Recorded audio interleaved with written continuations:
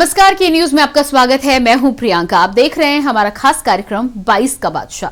22 के रण में कब किस पर कौन पड़ेगा भारी, किसका जलवा कायम है, मायावती का लखनऊ में कार्यकर्ताओं को चुनावी मंथन, आस्था का घोटाला, हरदा की प्रेशर पॉलिटिक्स, कोरोना ने बिगाड़ा खेल, पीएम की काशी को सौगात और पूरब से लेकर पश्चिम तक क्या है सियासी तपिश समेत कई खबरों से आपको कराएंगे रूबरू।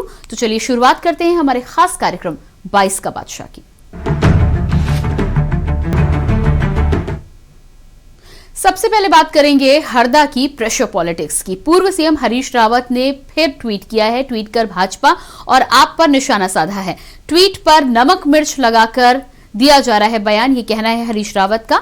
रोजमर्रा जैसा ही है मेरा ट्वीट। तो तमाम ट्वीट पर लेकर हरीश रावत ने एक बार फिर से बयान सामने दिया है। उनका कहना है कि मेरे ट्वीट पर नमक मिर्च लगाकर उसे बढ़ा चढ़ाकर बताया जा रहा है। रोजाना के जैसा ही है मेरा ट्वीट। तो साफ तौर पर ट्वीट पर नमक मिर्च लगाकर बयान के बारे में हरीश रावत ने कहा है। एक तरफ कल हरीश रावत के ट्वीट ने उत्तराखंड में, खासतौर से उत्तराखंड कांग्रेस में भूचाल मचा दिया था और उसके बाद सीधे तौर पर भाजपा और आम आदमी पार्टी पर निशाना साधते हुए नजर आ रहे हैं। पूर्व मुख्यमंत्री हरीश रावत साफ तौर पर कहते हुए नजर आ रहे हैं कि उनके ट्वीट पर मिर्च मसाला लगाकर पेश करने की कोशिश की जा रही है और उनके ट्वीट से कहीं ना कहीं तमाम सरकार के लोगों के साथ ही साथ आम आदमी पार्टी के लोग ज्यादा खुश नजर आ रहे हैं। पूर्व सीएम हरीश रावत ने एक बार फिर से ट्वीट किया है। मेरा ट्वीट रोजमर्रा जैसा ही है, मगर अखबार पढ़ने के बाद पता चला क्योंकि भाजपा और आम आदमी पार्टी को मेरा ट्वीट पढ़कर बड़ी मिर्च लग रही है। ये कहना है हरीश रावत का। अपने ट्वीट के जरिए ये बातें हरीश रावत ने कही है। पिछले 2 दिनों से लगातार हरीश रावत का ट्वीट उत्तराखंड के राजनीतिक गलियारों में भूचाल लाने का, हलचल मचाने का काम करते हुए नजर आ रहे हैं। तो कल अपनी ही पार्टी के खिलाफ मोर्चा खोलते हुए नजर आए थे हरीश रावत। आज एक बार फिर से भाजपा और आम आदमी पार्टी पर निशाना साधते नजर आ रहे हैं। ऐसे में कहा जा सकता है कि कहीं ना कहीं हरीश रावत प्रेशर पॉलिटिक्स का इस्तेमाल कर रहे हैं। जिस तरह से उत्तराखंड में जल्द ही चुनाव होने वाले हैं, मुख्यमंत्री पद को लेकर अभी भी चेहरे पर कांग्रेस के द्वारा कोई घोषणा नहीं की गई है। साफ तौर पर खुद अपनी मंशा जाहिर कर चुके हैं हरीश रावत। देखना ये होगा कि पिछली बार की तरह ही इस बार भी कांग्रेस के वही राग अलापती है कि विधायक दलों के नेता बाद में मुख्यमंत्री का चेहरा चुनते हैं। अभी उत्तराखंड कांग्रेस में चुनाव कांग्रेस पार्टी के नाम पर लड़ा जाएगा। ये तमाम बातें होती हैं। कहीं ना कहीं इन्हीं बातों को देखते हुए हरीश रावत ने सोची समझी रणनीति के अनुसार कल जो ट्वीट किए थे और साथ ही साथ आज भी जिस तरह से भाजपा और आम आदमी पार्टी पर निशाना साधते नजर आए।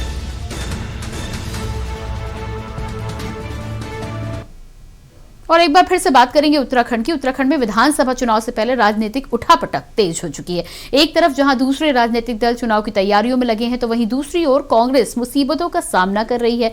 कांग्रेस की इस मुसीबत की वजह है पूर्व मुख्यमंत्री हरीश रावत, जिनके एक ट्वीट ने कांग्रेस को प्रेशर में डाल दिया है। वहीं हरदा ने आज एक और ट्वीट कर भाजपा और आम आदमी पार्टी पर भी निशाना साधा। देखिए क्या है हरदा की प्रेशर पॉलिटिक्स।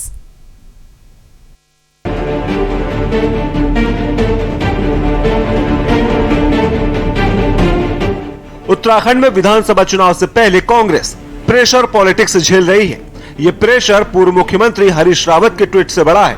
दरअसल विधानसभा चुनाव से पहले हरीश रावत के ट्वीट के जरिए नाराजगी सामने आना कांग्रेस के लिए परेशानी खड़ा कर सकता है। वहीं चुनाव से पहले कांग्रेस इस प्रेशर को खत्म करने की कोशिश में जुट गई है। सूत्रों ने बताया है कि पार्टी हाईकमान ने प्रदेश प्रभारी देवेंद्र यादव को स्थिति जल्द से जल्द संभालने के निर्देश दिए हैं। सूत्रों का कहना है कि कांग्रेस के कई नेताओं को दिल्ली बुलाया गया है। इसमें हरीश रावत और प्रीतम सिंह का नाम भी शामिल है। राहुल गांधी कांग्रेस नेताओं के साथ बैठक भी कर सकते हैं। वहीं अगर बात करें कि आखिर क्या वजह रही जो हरीश रावत ने ट्वीट कर अपनी नाराजगी जाहिर की, तो सबसे बड़ी वजह यह है कि 2022 का चुनाव हरीश रावत का अंतिम चुनाव माना जा रहा है। ऐसे में हरीश रावत अपनी लोकप्रियता को देखते हुए अपने नाम को सीएम के तौर पर प्रोजेक्ट करवाने में जुटे हैं। लेकिन अब तक कांग्रेस खुलकर किसी नाम पर सहमति नहीं जता रही है। वहीं दूसरी सबसे बड़ी वजह हरीश रावत और प्रदेश प्रभारी देवेंद्र यादव के बीच की बॉन्डिंग को लेकर भी दिख रही है, क्योंकि पहले ही दिन से दोनों के बीच के तालमेल को लेकर सवाल उठते आ रहे हैं। तो वहीं देवेंद्र यादव की नेता प्रतिपक्ष प्रीतम सिंह से भी नजदीकियां हरदा के टेंशन का कारण है। हालांकि हरीश रावत ने कांग्रेस आलाकमान को अपनी नाराजगी जाहिर करते हुए दबाव में ला दिया है और इसी दबाव के कारण हरीश रावत को दिल्ली तलब किया गया है,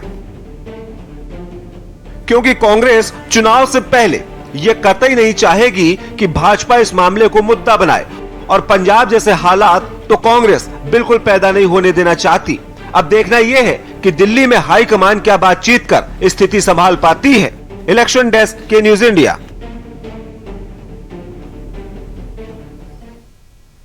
तो उत्तराखंड की सियासत पर बातचीत करेंगे हमारे रेजिडेंट एडिटर अमित दुबे कुछ ही देर में हमारे साथ जुड़ेंगे, लेकिन उससे पहले रुकते हैं एक छोटे से ब्रेक के लिए। आप देख रहे हैं के न्यूज, खबरों का सारथी। 2017 से पहले कर्ज के बोझ तले दबा था किसान। 2017 के बाद कर्ज माफी से हुआ है खुशहाल। फर्क साफ है। 2017 से पहले भैंस ढूंढने वाली पुलिस 2017 के बाद अपराधियों को काबू करती है। फर्क साफ है। 2017 से पहले जो लड़के हैं गलती हो जाती है बोलकर छूट जाते थे। 2017 के बाद उन अपराधियों पर होती है कार्रवाई। फर्क साफ है। 2017 से पहले मेरठ से दिल्ली पहुंचना था दूभर। 2017 के बाद दिल्ली बस 1 घंटे दूर। फर्क साफ है। जुबान के लिए उड़ चला गैरों की ज़मीं पर, खुशबू अपने पन की ढूंढता और दूर कितना भी जाओ इस जुबान से दूर ना जा पाओगे। रुमर बोलो जुबान केसरी। आप देख रहे हैं के न्यूज, खबरों का सारथी। ब्रेक के बाद स्वागत है आपका। लगातार हरदा की प्रेशर पॉलिटिक्स को लेकर हम बातचीत कर रहे हैं और इसी खबर पर हमारे साथ दिल्ली से रेजिडेंट एडिटर अमित दुबे जुड़ चुके हैं। जी अमित, जिस तरह से हरदा की प्रेशर पॉलिटिक्स की बात हो रही है, कल उन्होंने अपने 2-3 लगातार ट्वीट के जरिए उत्तराखंड की राजनीति में भूचाल ला दिया था। आज उन ट्वीट की बात तो पीछे हो गई, लेकिन भाजपा और आम आदमी पार्टी पर निशाना साधते हुए नजर आ रहे हैं। क्या मायने निकाले जाए इन तमाम ट्वीट्स के?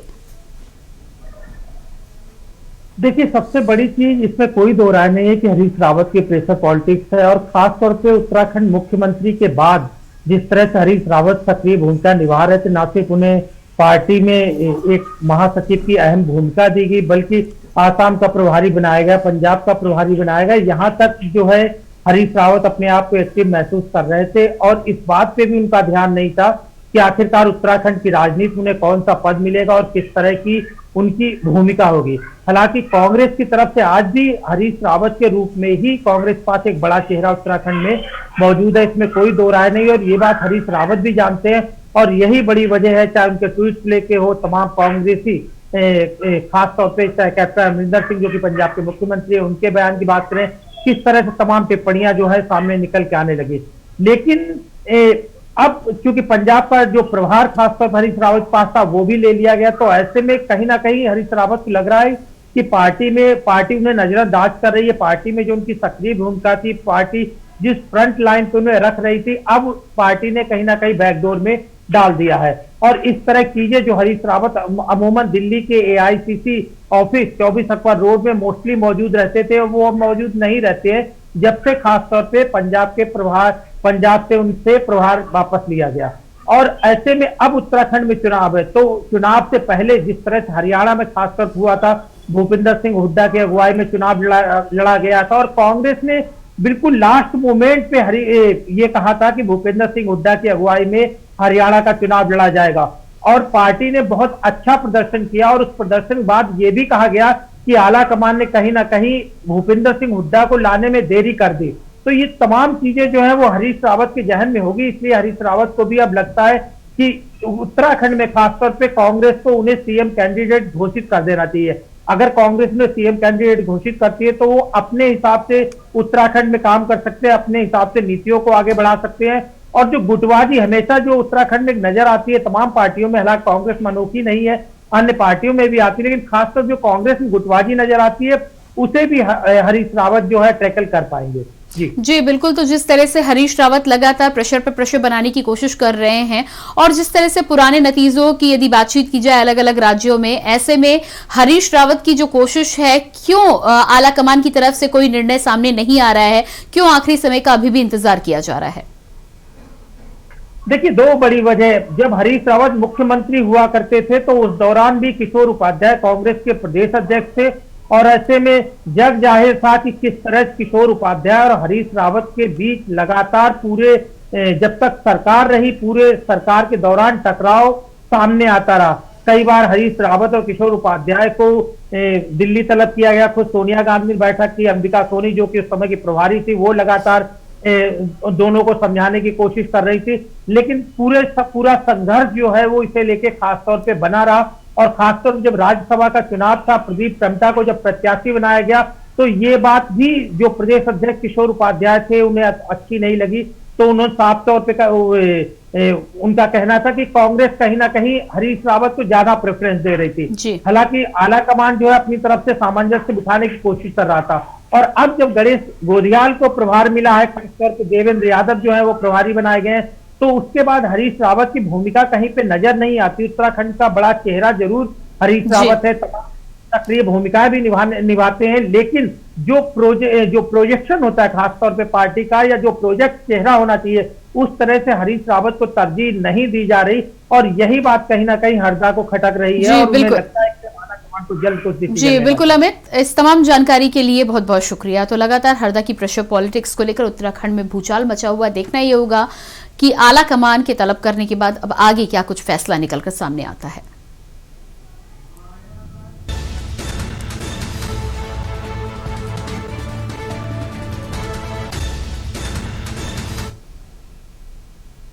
और इसके बाद बात करेंगे माया के चुनावी मंथन की। सियासी लिहाज से सबसे बड़े सूबे यूपी का चुनावी माहौल फिलहाल बीजेपी बनाम एसपी के बीच कड़ा दिखाई दे रहा है। राष्ट्रीय स्तर पर दलित राजनीति को एक नया मुकाम देने वाली बीएसपी अपने ही गढ़ यूपी में मुकाबले से बाहर नजर आ रही है। पिछले कुछ सालों में पार्टी के तमाम बड़े नेता दूसरी पार्टियों का दामन थाम चुके हैं। बसपा लगातार राजनीति में पिछड़ती जा रही है, लेकिन अब एक बार फिर मायावती ने चुनावी हुंकार भरी है और 22 के रण में फतह हासिल करने का दावा भी किया है।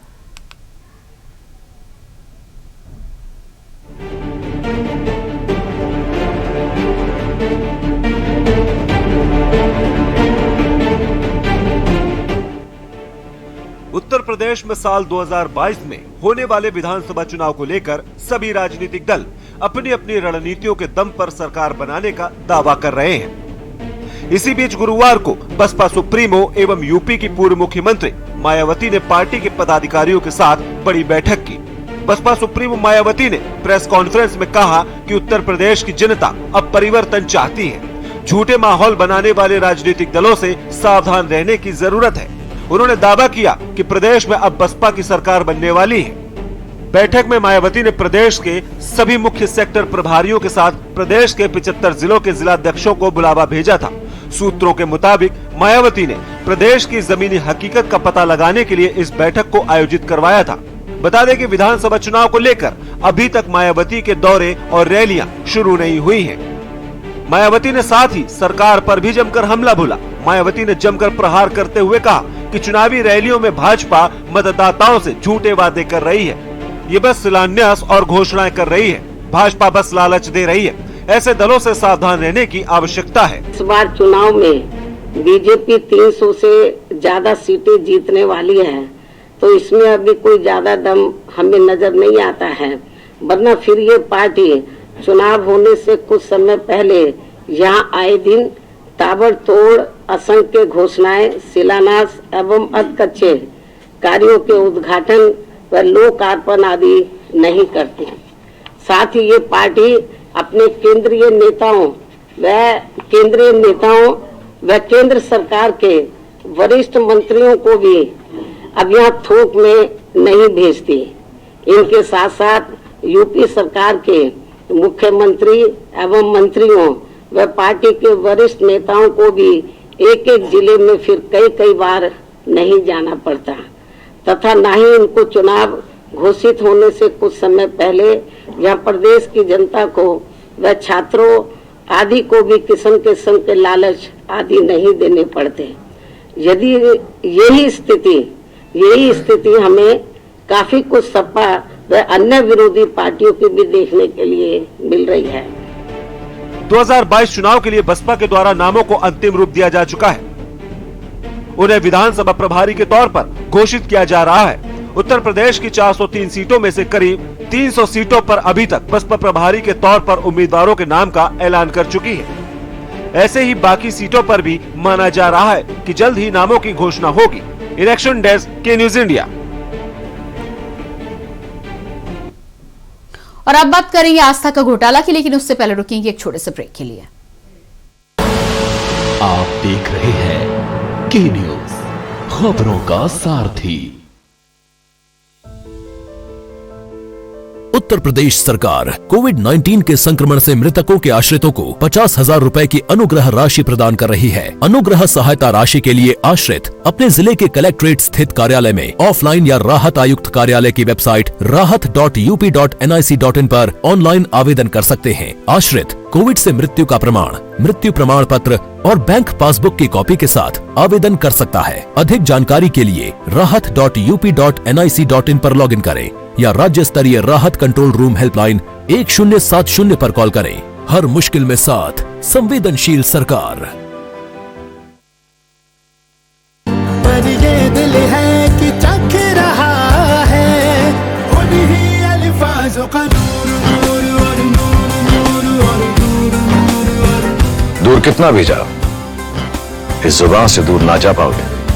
विमल, बोलो जुबान केसरी। आप देख रहे हैं के न्यूज, खबरों का सारथी। और अब बात करेंगे आस्था का घोटाला की। उत्तर प्रदेश विधानसभा चुनाव होने में अब 2 से 3 महीने बचे हैं। ऐसे में सभी राजनीतिक दलों का एक दूसरे पर आरोप मढ़ने का सिलसिला भी तेज हो गया है। विपक्ष हो या पक्ष, सभी के बड़े चेहरे चुनावी मैदान में हुंकार भरते हुए नजर आ रहे हैं। जनसभाएं हो या रैलियां, प्रेस कॉन्फ्रेंस हो, सभी का फोकस सिर्फ एक दूसरे पर आरोप लगाना है। इसी क्रम में आज प्रियंका गांधी ने भी सत्तासीन भाजपा को घेरते हुए हमला किया। उत्तर प्रदेश विधानसभा चुनाव हो और आस्था पर बात ना हो, ऐसा मुमकिन नहीं। अयोध्या में भूमि खरीद मामले ने एक बार फिर तूल पकड़ लिया है। योगी सरकार ने अयोध्या में जमीन खरीद मामले की जांच के आदेश दिए हैं, तो कांग्रेस भी अब हमलावर हो गई है।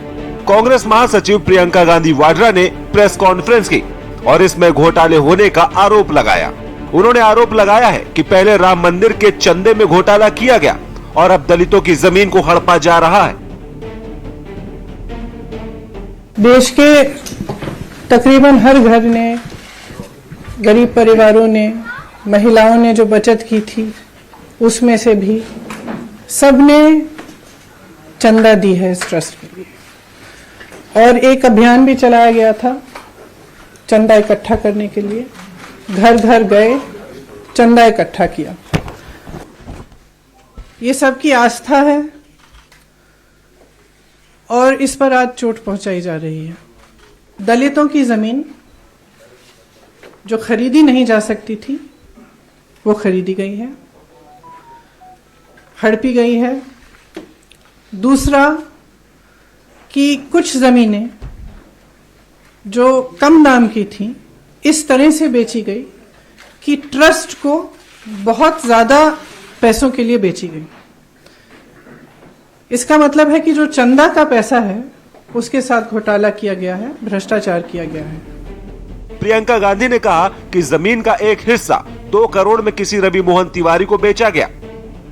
तिवारी ने जो जमीन खरीदी उसमें आरएसएस से जुड़े अनिल मिश्रा और राम मंदिर के ट्रस्टी के साथ ही अयोध्या के मेयर ऋषिकेश उपाध्याय गवाह हैं, जबकि रवि मोहन तिवारी उसी 2 करोड़ की जमीन को 18.5 करोड़ में ट्रस्ट को बेच देते हैं। अगर ये घोटाला नहीं है, भ्रष्टाचार नहीं है, तो क्या है? एक जमीन थी जो 2017 में 2 करोड़ की किसी ने खरीदी। उन्होंने 2021 में उस जमीन के 10,000 वर्ग मीटर बेचे ट्रस्ट को। वो 8 करोड़ के लिए बेची वो जमीन। 10,000 वर्ग मीटर 8 करोड़ के लिए बेची। उस जमीन का उसी जमीन का दूसरा हिस्सा 12,000 वर्ग मीटर। 2 करोड़ में किसी एक नाम लिखा है तिवारी जी, किसी रवि मोहन तिवारी जी को 2 करोड़ में बेची गई। कब बेची? 19 मिनट बाद। ठीक है, तो जो दूसरी 12,000 स्क्वायर मीटर की जमीन है वो 2 करोड़ में रवि मोहन तिवारी जी खरीदते हैं। 19 मिनट बाद, सॉरी, इस सेल डीड में जो रवि मोहन तिवारी जी की सेल डीड है, जिसके जरिए वो खरीद रहे हैं ये जमीन, उसमें अनिल मिश्रा जी जो सरसंघचालक हैं आरएसएस के और राम मंदिर ट्रस्ट के ट्रस्टी हैं, वो गवाह हैं। और उसमें दूसरे गवाह कौन है? ऋषिकेश उपाध्याय जो अयोध्या के मेयर साहब हैं। तो ये दोनों गवाह हैं। 5 मिनट बाद रवि मोहन तिवारी जी उसी 2 करोड़ की जमीन को 18.5 करोड़ में ट्रस्ट को बेच देते हैं। तो अगर ये घोटाला नहीं है, भ्रष्टाचार है, नहीं है, तो क्या है? साथ ही प्रियंका ने यूपी सरकार के जांच कराए जाने के फैसले पर भी सवाल उठाया। उन्होंने कहा कि इसकी जांच जिला स्तर के अधिकारी कर रहे हैं। राम मंदिर ट्रस्ट को सुप्रीम कोर्ट के आदेश के आधार पर बनाया गया, तो ये जांच भी सुप्रीम कोर्ट के द्वारा होनी चाहिए। लेवल के अधिकारी कर रहे हैं, मतलब जिला अधिकारी के स्तर पर यह जांच हो रही है।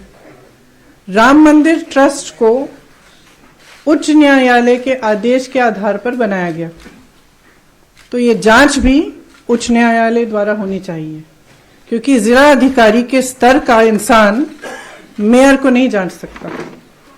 ये तो आप सब अच्छी तरह से जानते हैं। बता दें कि अयोध्या में जमीन खरीद मामले में सरकार ने जांच के आदेश दिए हैं।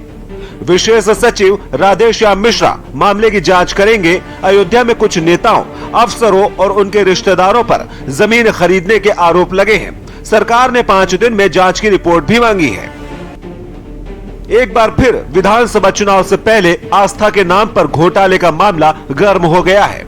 जहां एक तरफ सीएम योगी मामले में सख्त दिख रहे हैं, तो वहीं कांग्रेस ने इसे चुनावी मुद्दा बना लिया है और प्रेस कॉन्फ्रेंस कर प्रियंका ने सरकार पर ही जांच के आदेश देने पर सवाल खड़ा कर दिया है। हालांकि अब देखना यह है कि इससे भाजपा को कितना नुकसान और कांग्रेस को कितना फायदा मिलता है। और इसी के साथ 22 का बादशाह में इतना ही। बाकी खबरों के लिए बने रही के न्यूज इंडिया के साथ। नमस्कार।